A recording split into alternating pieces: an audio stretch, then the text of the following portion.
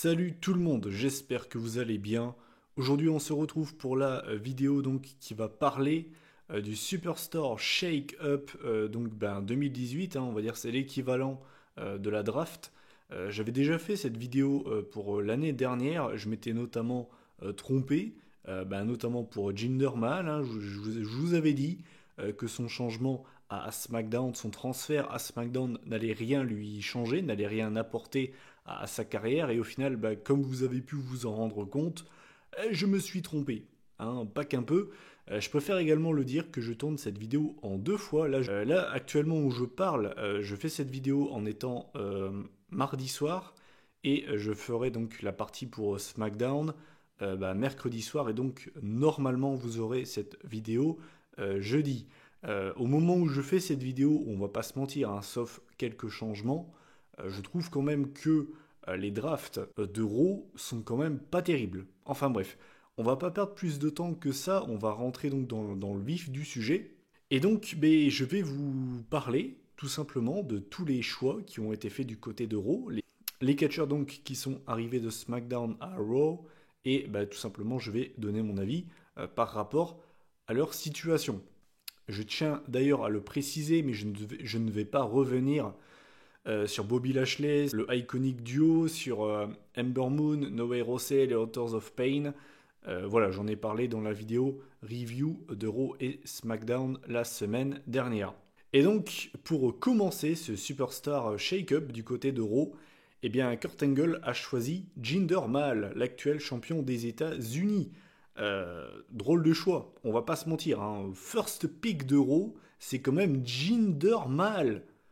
Kinder Maboul, Tinder Mabal. Non mais sans déconner, c'est exceptionnel ça quand même. Quel choix de la part de Kurt Angle. On en parlera tout à l'heure, mais je pense que Kurt Angle, quand il a fait ses choix, je crois qu'il n'avait pas bu que la cristalline. Donc, Jinder Mahal, premier pick de Raw.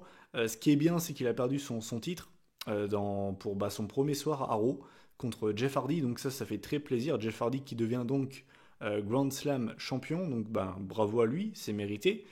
Et donc Jinder Mahal, honnêtement, ce coup-ci, j'espère ne pas me tromper, j'espère que il va pas avoir une grosse année 2018. Il nous a assez cassé les couilles l'année dernière. Je vais pas me répéter, vous savez ce que je pense sur lui. Je trouve ce mec horrible, vraiment dans tous les sens du terme, que ce soit au micro, que ce soit in ring. Le mec est mauvais, vraiment, mais vraiment, le mec est mauvais et ça reste pour moi une énigme. Comment ce mec a pu être WWE champion. Mais cela dit, j'ai vu une news justement dans la journée, au moment où je tourne cette vidéo. Apparemment, Jinder Mahal va recevoir un push. Jinder Mahal va recevoir un push. J'espère vraiment, là je croise tous les doigts possibles, que c'est pas pour un titre mondial. Parce qu'alors là c'est même pas possible les gars. Là je pète un câble, vraiment. Donc voilà, je sais pas ce qu'ils appellent recevoir un push. Pour eux c'est vraiment assez bizarre. J'ai pas envie de revoir ce mec en avant. Très clairement, je vais pas vous mentir. Je pense que je parle pour beaucoup de personnes.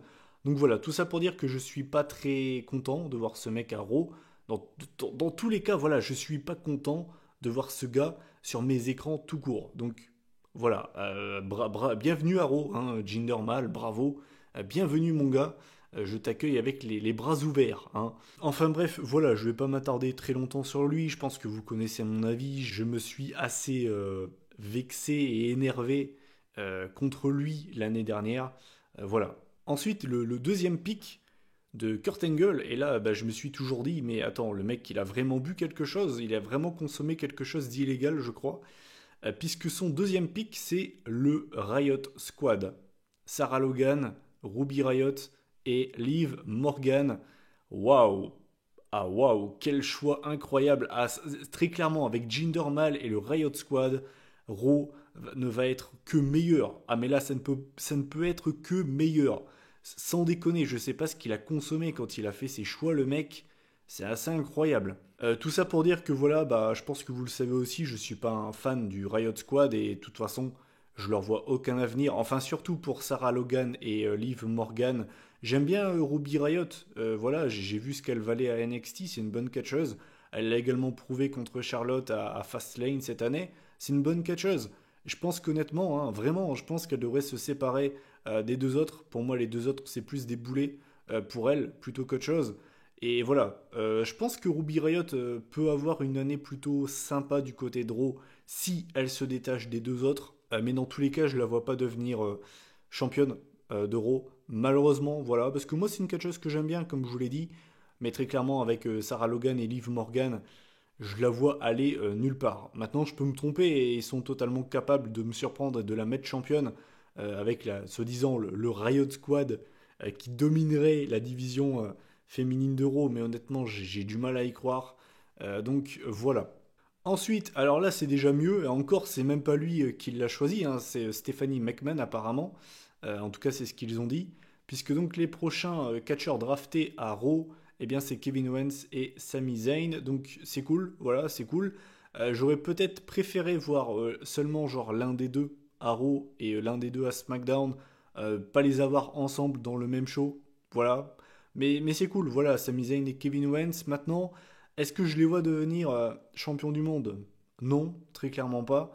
Cela dit, ça peut être intéressant s'ils les laissent ensemble pour la division par équipe d'Euro. Ça pourrait être vraiment très intéressant. Après, voilà, Sami Zayn et Kevin Owens peuvent être dans la title picture pour le titre US ou bien intercontinental. Je préfère le redire, mais je tourne cette vidéo mardi soir. Je n'ai pas encore vu SmackDown. Je ne sais pas si le titre US est parti à SmackDown ou bien si c'est l'inverse, si c'est le titre intercontinental. Je n'en sais rien. Mais voilà, tout ça pour dire que je les vois pas aller dans la main event scene, je les vois rester dans la mid-card, mais c'est une bonne addition pour le roster d'Euro très clairement. Voilà, ils se connaissent par cœur, ça va être très cool. Mais j'espère vraiment qu'ils vont rester en équipe et qu'ils vont se diriger vers les ceintures par équipe de Raw. Ensuite, on a Zack Ryder. Zack Ryder qui rejoint Raw. Bah alors vraiment, je vous jure, je n'ai rien à dire. Je n'ai rien à dire.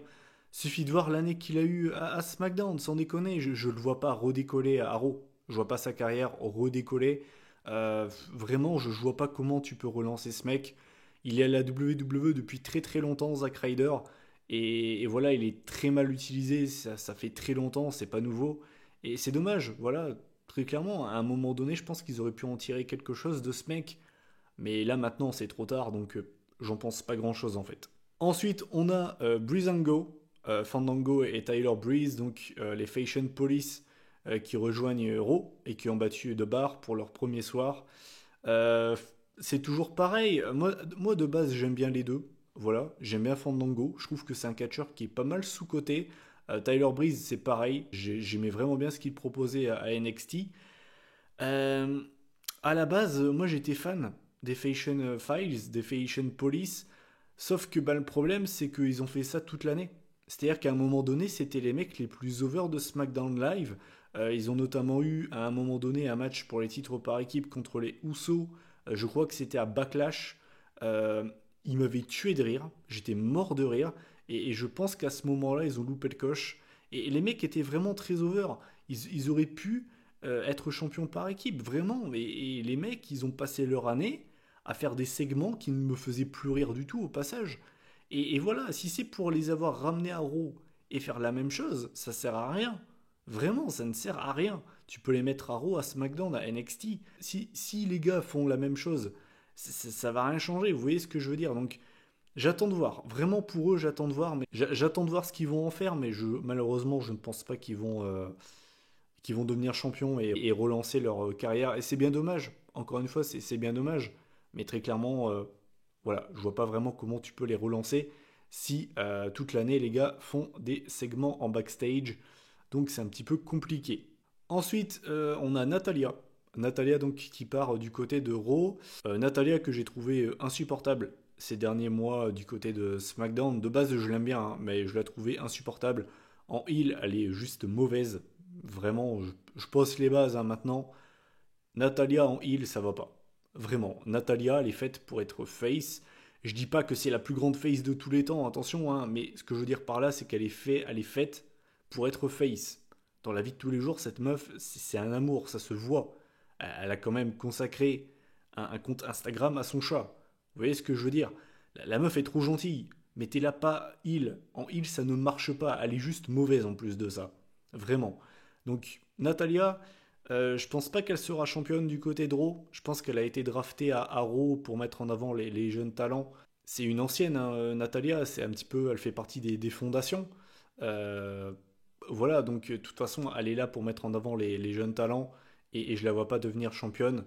Elle va juste être là pour les encadrer, pour leur apprendre le métier, entre guillemets. Et puis voilà, tout simplement, quoi. Ensuite, on a Ziggler. Dolph Ziggler, donc, qui a été drafté à Raw. Alors, sur le coup, je me suis dit, waouh, qu'est-ce que j'en ai rien à foutre, sans déconner. Je veux dire, je vais le répéter parce que je sais que Ziggler est quand même majoritairement aimé. Il y a quand même beaucoup de gens qui l'aiment bien. Je le répète, je n'ai rien contre Dolph Ziggler. Ce n'est pas personnel, mais je dis juste que son booking est absolument exécrable depuis facilement 1 an et demi. Je dirais que la dernière fois où j'ai été intéressé par lui, c'était dans sa rivalité avec le Miz, fin d'année 2016. Depuis, j'en ai plus rien à foutre, sans déconner. Et puis en plus de ça, son booking, il a été mais catastrophique. Le mec a redonné le titre US en mode ouais, je mérite mieux que ça. Il arrive au Rumble, le mec se fait têche comme une merde. Le mec après, il est dans la course pour le titre WWE. Au final, le mec il dit ouais ouais, j'ai toujours voulu gagner la André the Giant Battle Royale. Ouais, c'est ça, bien sûr, ouais. Jouer avec mes couilles aussi. Non, mais sans déconner. Le booking de ce mec, c'est juste improbable. Son booking, il est dégueulasse. Bref. Donc, quand je l'ai vu arriver à Raw, je me suis dit, ok, j'en ai rien à foutre, sans déconner. Et j'en ai encore plus eu rien à foutre quand j'ai vu que Titus O'Neil et le Titus Worldwide venaient sur le ring. Alors là, je me suis dit, waouh, là, Ziggler, faudrait peut-être que tu comprennes que faudrait peut-être te barrer de la VE, hein, très clairement. Et qui a relancé mon attention, eh bien, c'est tout simplement qu'il n'est pas venu seul, comme il l'a dit. Il est venu avec Drew McIntyre, qui fait donc son retour dans le roster principal depuis facilement 4 ans. Je crois que sa dernière apparition remonte en 2014, donc ça fait 4 ans qu'on ne l'avait pas vu dans le main roster. Donc welcome back Drew McIntyre. Un petit peu déçu qu'il ne soit pas retourné à NXT pour réclamer par exemple un rematch pour le NXT Championship.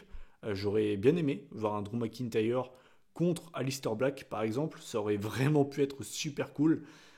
Mais voilà, content quand même de le voir revenir dans le roster principal. Cela dit, par rapport à son association avec Dolph Ziggler, je suis mitigé. En fait, d'un côté, je me dis que je vais attendre, voir ce que cette association donne, avant de juger, avant de cracher mon venin dessus. Mais de l'autre côté, je suis pas fan.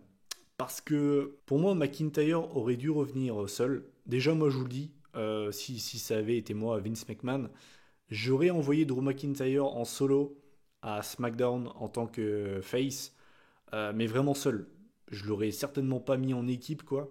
Je veux dire, le mec a quand même été assez longtemps en équipe dans le roster principal avec les Free MB. Vous voyez ce que je veux dire? La VE l'a assez traîné dans la boue lors de son premier run. J'espère qu'ils vont vraiment bien s'en servir ce coup-ci parce que s'ils arrivent à le louper une deuxième fois, c'est vraiment triste. Euh, Après, voilà, sans déconner, moi ce que j'aurais voulu, voilà, c'est que McIntyre vienne solo. Le fait qu'on lui donne, entre guillemets, un boulet, et attention, c'est pas méchant, je préfère le redire parce que je sais qu'il y a des gens qui sont très salty très facilement. Quand je dis que pour moi Ziggler, pour lui c'est un boulet, c'est pas méchant. Mais ce que je veux dire par là, c'est que c'est un peu un visage qu'on est fatigué de voir sur les écrans de la WWE et qui, comme je vous l'ai dit juste avant, a un booking dégueulasse depuis facilement 1 an et demi. Donc pour moi, c'est plus un boulet pour McIntyre d'être en équipe avec Ziggler qu'un point positif en fait. Maintenant, comme je vous l'ai dit, en fait, j'attends de voir. Peut-être que ce sera une belle équipe et que ce sera limite la surprise de 2018, la résurrection de Dolph Ziggler. Et c'est tout ce que je lui souhaite, honnêtement. Moi, j'ai rien contre lui, hein. Mais voilà, tout ça pour dire que j'attends de voir. Je vais pas cracher mon venin tout de suite. Je vais attendre de voir ce que ce duo peut donner, peut offrir. Mais j'aurais préféré voir McIntyre débuter en solo. Voilà. Après, c'est que mon avis, bien sûr. Mais voilà, j'espère que McIntyre sera utilisé à sa juste valeur du côté de Raw. S'il peut être champion avec Ziggler, tant mieux. Je le vois totalement gagner le titre US ou intercontinental dans l'année. Parce que, enfin, sans déconner, vous avez vu le physique qu'il a, le mec. Je veux dire, si Vince McMahon lui donne pas minimum un titre cette année, what the fuck, hein, sans déconner. Enfin, bref. Ensuite, on a Baron Corbin, qui rejoint Raw. Et bizarrement, ça ne m'a pas forcément surpris. Parce que, ben, en plus de ça, on a eu une news qui est tombée la semaine dernière qui nous a dit tout simplement qu'apparemment Vince McMahon serait toujours très très hot sur Baron Corbin. Il serait très très fan et envisagerait pour lui un gros futur à la WWE. Ce qui ne m'enchante pas, vous le savez, je le trouve mais boring comme pas possible ce mec. Je suis absolument pas fan de Baron Corbin, mais en laissant de côté mes goûts, je pense qu'il aura une belle année. Je le vois pas devenir champion du monde, faut peut-être pas non plus exagérer. Je le vois bien devenir champion US ou intercontinental. Et pourquoi pas avoir une grosse feud avec une grosse superstar, je pourrais pas vous dire qui, mais je vois vraiment ça arriver. Pourquoi pas une rivalité entre Reigns et Corbin. Ouais, j'avoue que ça fait pas rêver, mais je vois totalement ça arriver. Reigns qui serait par exemple pas champion du monde, qui serait sans titre en fait. Et voilà, je vois totalement une rivalité entre les deux hommes. Donc wait and see. Mais voilà, apparemment Corbin aura une grosse année et c'est tant mieux MDR. Ensuite, on a The Ascension, Connor et Victor qui rejoignent Raw. Euh, Next, enfin sans déconner, qu'est-ce que vous voulez que je vous dise? Sans déconner. Les mecs, quand ils étaient à NXT, c'était une équipe qui était adorée par le NXT Universe. Ils avaient un super futur. Je les voyais absolument pas se fail dans le main roster parce que leur entrée avait de la gueule. Ils avaient de la gueule, ils étaient crédibles. Vraiment, ils étaient crédibles. Ils me font un petit peu penser aux Authors of Pain. C'est un petit peu dans le même délire, entre guillemets. Et ben voilà, les mecs, ils ont été totalement gâchés. Voilà, SmackDown, c'est le show des opportunités, soi-disant, hein. Ben, ils en ont eu aucune. Ils en ont eu aucune. Donc ben j'en attends pas grand chose du côté de Raw. Et c'est dommage, encore une fois, je le répète, c'est dommage parce qu'à la base c'était une équipe que j'aimais bien. Mais voilà, c'est encore des talents d'NXT qui sont traînés dans la boue et qui sont super mal utilisés. C'est pas un cliché. Je vois des gens qui disent ouais, les gens qui se plaignent des talents qui viennent de NXT, ouais, ils en font tout un fromage, c'est un cliché. C'est pas un cliché. C'est pas un cliché. Il suffit de regarder les catcheurs d'NXT qui sont montés dans le main roster. Il y en a quand même beaucoup qui se sont cassés la gueule et qui se sont perdus. Et en aucun cas, c'est de la faute de ces talents-là. En aucun cas. Mais bon, c'est comme ça, quoi. Ensuite, on a le Glorious Bobby Roode, qui a été donc drafté à Raw. Bobby Roode, j'ai eu aucune réaction quand il est arrivé dans le main event, parce que ce Bobby Roode-là ne m'intéresse pas. Moi, ce que je veux, c'est le Bobby Roode de NXT. Encore une fois, je suis désolé, mais quand il était à NXT, c'était un régal, ce mec. C'était un heel, c'était un énorme prick. Il se ramenait en costard avec des Rolex. Il se prenait pour le mec le plus beau du monde. Le mec, il disait on n'est pas NXT, je suis NXT. C'est ce Bobby Roode là, moi, que je veux. Vraiment, c'est ce Bobby Roode là qui m'intéresse. C'est certainement pas le Bobby Roode actuel que je trouve mais tellement fade, sans déconner. Il est fade, Bobby Roode, mais il est fade. C'est exceptionnel, sans déconner.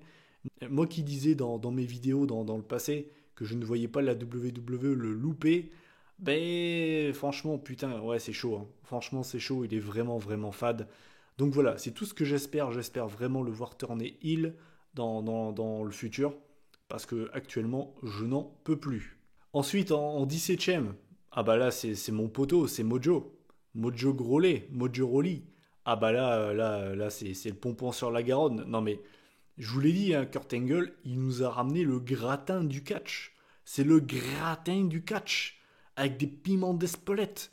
Le mec, il nous a ramené quand même Baron Corbin, Mojo Rawley, Jinder Mahal, Mike Bennett, j'en ai pas encore parlé, The Ascension, Breezango. Qu'est-ce qu'il a fumé? Non mais Kurt Angle, je crois que le mec a consommé... Non mais je pense qu'il a vraiment fumé quelque chose avant de faire ses pics. Mais non mais sans déconner, c'est exceptionnel quoi. C'est exceptionnel. Voilà donc Mojo Rawley du côté de Raw. Qu'est-ce que vous voulez que je vous dise? Est-ce que je le vois devenir champion du monde? Non. Alors là, non, hein. Très clairement pas, j'ai pas envie de voir ça. Est-ce que je le vois champion intercontinental ou bien US? Non. Est-ce que je le vois former une équipe et devenir champion par équipe? Non. Donc, ben, Grolet, ben, il va jobber. Il va jobber toute l'année, en fait. Moi, j'ai vu quand même un tweet qui m'a bien fait rire. En fait, c'était. En gros, ça disait qu'avant, c'était Monday Night Rollins. Et maintenant, ce sera Monday Night Rawley. Ouais, bah en fait, non, pas vraiment, hein. Pas vraiment. Non, faut peut-être pas non plus pousser mémé dans les orties, hein. Enfin bref, voilà. Ensuite, on a Mike Kennelis, qui a été drafté du côté de Raw. Ben là, c'est pareil, hein. Là, c'est toujours. Là, c'est un petit peu dans la continuité de Mojo Rawley. Là, tu peux pas faire mieux, enfin, sans déconner. Mike Kanellis. J'en pense rien. Vraiment, j'en pense rien. Et au passage, j'espère qu'il sera pas trop mis en avant, parce qu'il faut peut-être pas non plus abuser, hein. J'ai pas envie de voir ce mec trop en avant avec le personnage qu'il a. Non merci. Non merci. S'il est repackagé, qui change le personnage, pourquoi pas? J'attendrai de voir. Mais avec ce personnage-là de Power of Love, non, non, ah, non, pas vraiment, hein. J'ai pas envie de voir ça.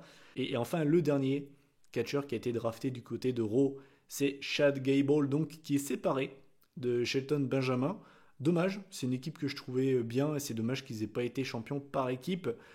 Chad Gable, c'est un catcheur que j'aime bien et qui est pour moi également sous-coté. C'est un excellent catcheur qui a fait ses preuves du côté de NXT avec Jason Jordan avant qu'il ne devienne le fils de Kurt Angle, hein. Euh, Honnêtement, Chad Gable, j'ai peur pour lui. J'ai peur qu'Arrow il se perde. J'espère, j'espère, soit qu'il se trouve un partenaire pour former une équipe pas mal du tout, ou j'espère qu'il aura un beau petit spot dans la mid-card pour le titre US ou IC. J'espère. J'espère qu'il va pas tomber dans les oubliettes, ça me ferait chier, honnêtement, parce que pour moi, c'est vraiment un excellent catcheur qui est pas mal sous-coté. Des matchs marquants de lui à SmackDown, il en a pas fait des caisses, malheureusement. Je me souviens d'un match contre Styles qui était vraiment pas mal. Je me souviens aussi d'un match contre Rousseff où il avait impressionné tout le monde. Voilà. C'est un très bon catcheur, Chad Gable. J'espère qu'il tombera pas dans les oubliettes. Voilà, donc j'en ai terminé avec Raw. Maintenant, on va enchaîner avec SmackDown. Et le premier pick de SmackDown, l'air de rien, a quand même déjà beaucoup plus de gueule que celui de Raw, puisque c'est Jeff Hardy, le champion des États-Unis, hein, donc qui a remporté le titre la veille contre Jinder Mahal pour ouvrir Raw. Et ça m'a fait plaisir. Voilà, ça m'a fait plaisir de revoir Jeff Hardy. Ça m'a rappelé pas mal de nostalgie, surtout qu'il a affronté Shelton Benjamin. Donc forcément, pour ceux qui ont commencé le catch vers 2007-2008, ça a dû vous mettre un bon petit coup de nostalgie dans la gueule, parce que bah, l'air de rien, c'est une affiche qu'on aurait totalement pu avoir à SmackDown 10 ans auparavant. Et puis bah, le SmackDown de 2008-2009, on va pas se mentir, mais c'était quand même très cool. C'est l'une des meilleures périodes dans l'histoire de SmackDown. Donc voilà, ça m'a fait très plaisir. Voilà, ça m'a fait plaisir. Ça m'a fait plaisir de revoir Jeff Hardy à SmackDown. Maintenant, je vais pas vous mentir que je suis un petit peu déçu. J'aurais préféré voir Seth Rollins à SmackDown. Mais voilà, je vais pas chipoter. Ça fait toujours plaisir de voir Jeff Hardy à SmackDown. Est-ce que je le vois champion de la WWE? Je pense pas. Honnêtement, je ne pense pas. Si jamais il doit devenir champion du monde, il a plus de chances de l'être à SmackDown qu'à Raw, très clairement. Mais je ne pense pas. Je pense qu'il va rester dans la mid-card. Et je le vois peut-être même, pourquoi pas plus tard, former une équipe. Voilà, je sais pas. Avec un catcheur qui est libre. Mais dans tous les cas, voilà, ça fait plaisir de voir Jeff Hardy. Et puis bah, c'est quand même toujours mieux que Jinder Mahal. Ensuite, on enchaîne. Et donc, on a Absolution. Donc, Mandy Rose et Sonia Deville qui rejoignent SmackDown. On peut le dire, c'est un peu un échange, hein, puisqu'on avait eu le Riot Squad qui a donc rejoint Raw. Et donc, bah, du coup, on a Absolution qui rejoint SmackDown. Échange entre guillemets de clans, hein, puisqu'on peut le dire, Absolution, bah, ce n'est plus un clan suite à la retraite de Paige. Est-ce que je pense que Sonia Deville va faire une grande année à SmackDown? Je ne pense pas. Cela dit, attention, attention Mandy Rose. Je sais, vous allez me dire, Mathieu, mais t'es malade de dire ça. Il y a Charlotte, il y a Naomi, il y a Becky Lynch, il y a Asuka. À quel moment elle aurait une chance pour le titre de SmackDown? Moi, je vous le dis, je dis pas qu'elle va devenir championne, mais je vous dis, attention, elle serait capable de nous le faire une Jinder Mahal comme l'année dernière. C'est-à-dire que bah, physiquement, Elle a quand même pas mal d'atouts, on va pas se mentir. Et on sait que la WWE est très regardante là-dessus. Et voilà, c'est pour ça que je vous le dis, je dis pas qu'elle va devenir championne, mais attention, je serais pas surpris si elle nous faisait une Jinder Mahal. Voilà, je vous le dis, mais tout ça pour dire que normalement, ces deux catcheuses ne vont pas beaucoup influencer SmackDown, donc on s'en fout un petit peu. Ensuite, on a Samoa Joe. Alors là, forcément, ça m'a fait très plaisir. Samoa Joe de Samoan Submission Machine qui rejoint SmackDown Live. Alors là, forcément très content, bien sûr. Voilà, je me suis fait cette réflexion du côté de Raw, malgré les Roman Reigns, les Braun Strowman et surtout les Brock Lesnar. Il a quand même eu 2 matchs pour le titre mondiaux à SummerSlam dans le Fatal 4-Way. Et il a même eu un match 1v1 contre Lesnar à Great Balls of Fire. Donc je me dis que même avec les main eventers qu'il y a à Raw, il a réussi à avoir 2 matchs de championnat. Je me dis que à SmackDown, normalement, théoriquement, il va avoir également sa chance et je le vois même champion. Je vais être franc avec vous, hein, je le vois devenir WWE champion. Je serais très déçu si la WWE ne le mettait pas champion du monde à SmackDown. Mais je suis quand même très content. Voilà, très content bien sûr de voir Samoa Joe. Il sera bien évidemment dans la main event scene, ça c'est clair et net. Et voilà, on peut rêver très clairement. Joe Bryan, je veux voir ce match. Le monstre Samoa Joe contre l'enfant chéri du WWE Universe, Daniel Bryan.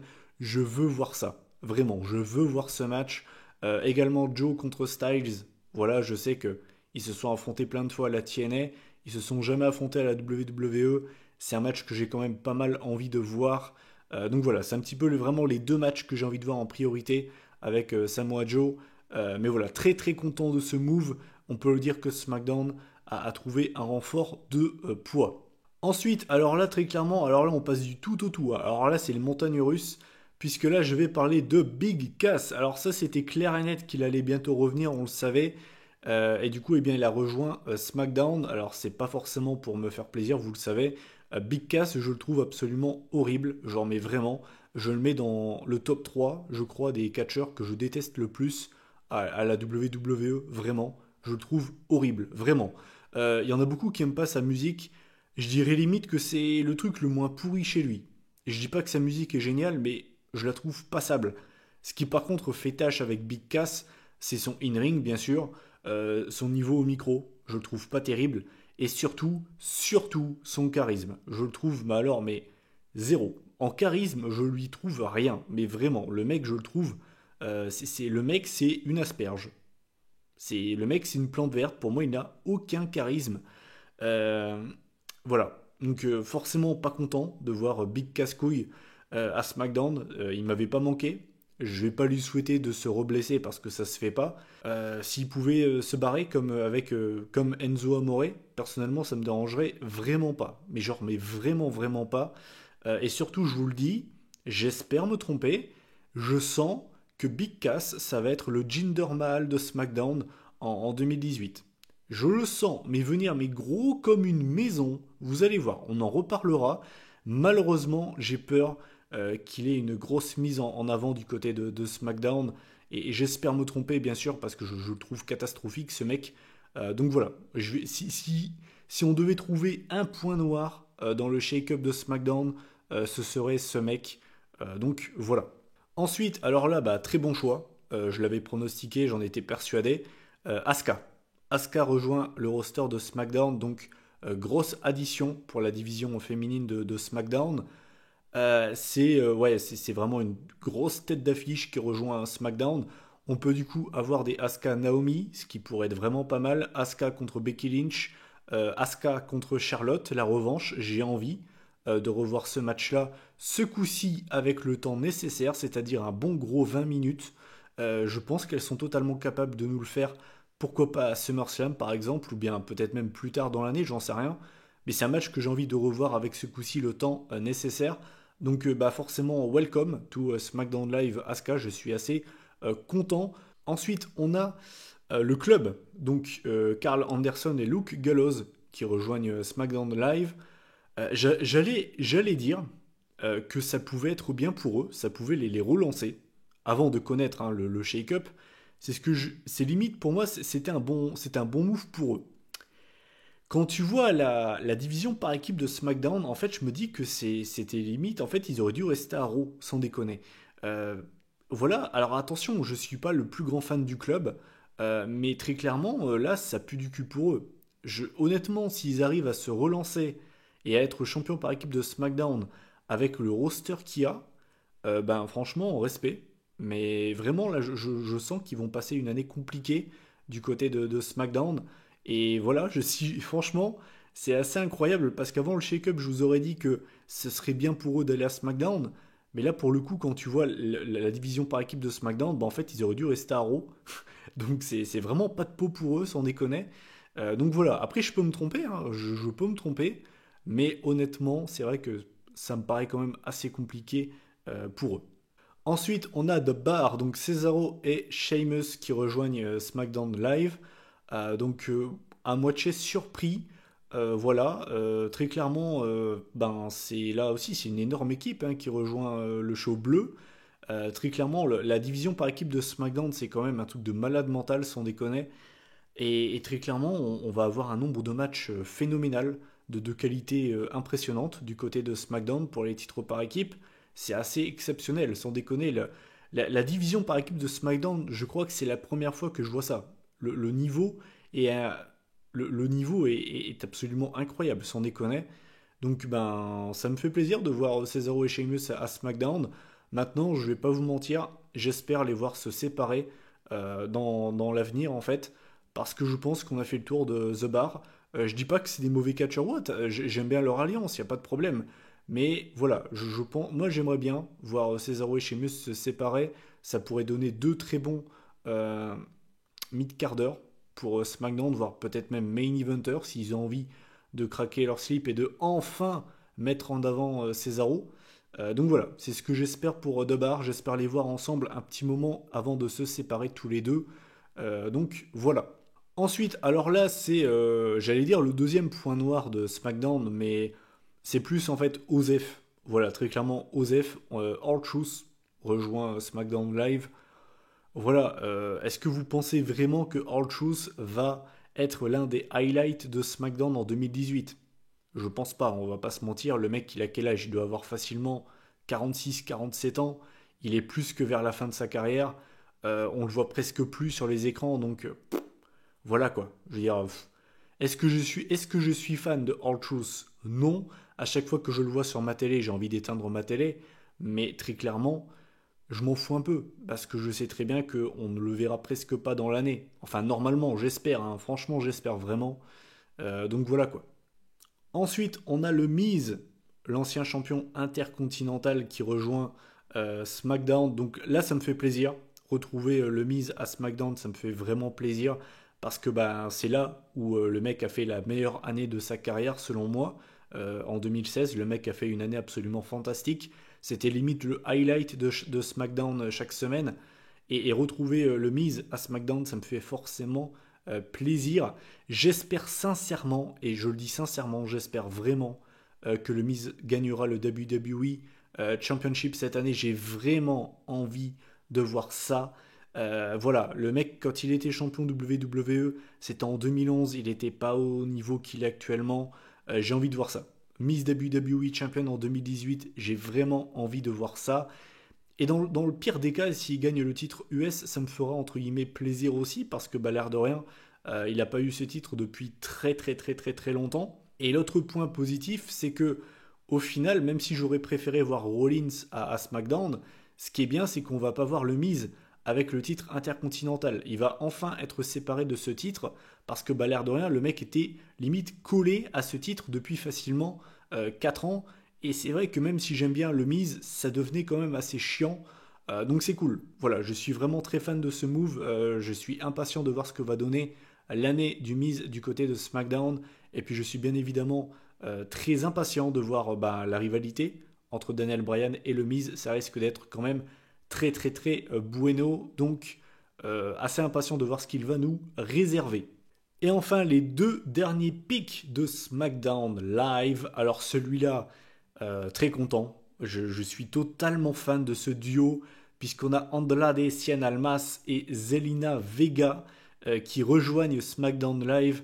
Alors apparemment il va pas rejoindre tout de suite le roster, il a encore des dates à faire à NXT, donc on risque sûrement de le voir vers moitié du mois de mai environ. Mais très content. J'adore Andrade Cien Almas, j'adore Zelina Vega. Je le dis d'ailleurs, bah vous savez quoi, je vais prendre des risques, je vais jeter un pavé dans la mare.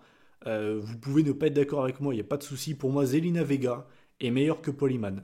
Voilà, ça au moins c'est dit, c'est fait. Je jette un pavé dans la mare. Je sais qu'il n'y en a pas beaucoup qui seront d'accord avec moi, mais j'adore Zelina Vega. Pour moi, elle est meilleure que Polyman, puisque ben voilà, tout simplement en fait. J'adore ce duo.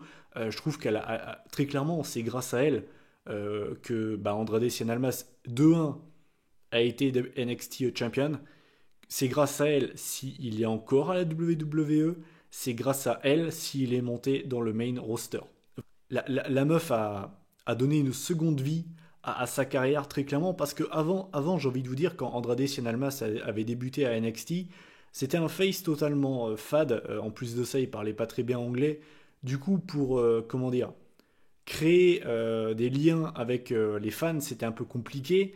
Et voilà, les fans n'accrochaient pas à Andrade Cien Almas. Le problème, ça n'a jamais été son in-ring. Vraiment, le problème d'Andrade Cien Almas, ça n'a jamais été son in-ring. C'était son personnage. Il était fade. Ensuite, ils ont décidé de le tourner heel. C'était déjà mieux, mais c'était toujours pas ça. Il manquait quelque chose pour que vraiment on accroche au mec. Et ce quelque chose, bah, c'est Zelina Vega, très clairement. Et je suis totalement fan de ce duo. Et il faut vraiment que vous vous en rendiez compte. Je parle pour ceux qui ne regardent pas NXT. Zelina Vega, elle est vraiment primordiale au succès de Andrade Cien Almas. Et c'est pour ça que je suis très content que bah, il les ait pas séparés. Ça aurait été un suicide de faire ça. Donc très content, voilà. Et puis ben voilà, le nombre de dream match avec ce mec, c'est assez impressionnant. Tu peux faire Cien Almas contre Bryan, Cien Almas contre Styles. Putain, j'ai envie de voir ce match, bordel. Tu peux faire Cien Almas contre Orton, avoir un petit RKO de la troisième corde. Enfin voilà, le nombre de dream match avec ce mec, il y en a je sais pas combien, sans déconner. Et voilà, le mec, t'as déjà pondu deux des meilleurs matchs de l'année contre Aleister Black, contre Johnny Gargano. Si vous n'avez pas vu son match contre Johnny Gargano, foncez le voir, c'est un match qui est absolument exceptionnel, fantastique, incroyable. Enfin bref, voilà, vraiment très fan. Je suis absolument fan de ce duo et je suis très content de les voir du côté de SmackDown Live en espérant le voir gagner le titre mondial cette année. Voilà. Et enfin, le dernier pick de SmackDown Live, eh bien, c'est le clan Sanity. Donc Eric Young, Alexander Wolf et Killian Dane. À savoir que pour l'instant, Nikki Cross n'est pas montée dans le main roster. Elle va rester à NXT. De ce que j'ai vu, apparemment, c'est parce qu'il compte la remettre dans la course pour le NXT Women's Championship. Donc, bah moi, ça me dérange pas. Je vois totalement Nikki Cross débarquer dans le roster principal, pourquoi pas dans, je sais pas moi, dans 6 mois par exemple. Voilà, ça me dérange pas. Je sais qu'il y a pas mal de gens qui ont été vraiment déçus de cette décision. Mais voilà, si c'est pour qu'elle rejoigne Sanity dans le courant de l'année, personnellement, ça ne me dérange pas. Mais voilà, très content de voir Sanity dans le main roster parce que ben j'aime bien, voilà, j'aime bien cette équipe, j'aime bien les catcheurs, j'aime beaucoup Killian Dane. J'espère qu'ils vont bien s'en servir. Et puis ben voilà, c'est un clan cool. C'est pas mon clan préféré. Je marque pas à 2000% sur Sanity, mais très clairement, c'est pas une mauvaise équipe, loin de là. Et voilà, ça va être cool. Vraiment, ça va être cool. Et je suis content qu'ils rejoignent SmackDown et non Raw. Voilà. Donc, j'ai fait le tour des différents picks de SmackDown. Euh, c'est vrai qu'on a envie d'être hypé parce que le roster de SmackDown, il est absolument fantastique. C'est l'un des plus beaux rosters que j'ai vu depuis que je suis fan de catch. Sans déconner, le roster de SmackDown, il est irréel. C'est exceptionnel ce qu'ils ont réussi à faire. Mais je suis obligé de vous rappeler une chose, et c'est pour ça que je suis là.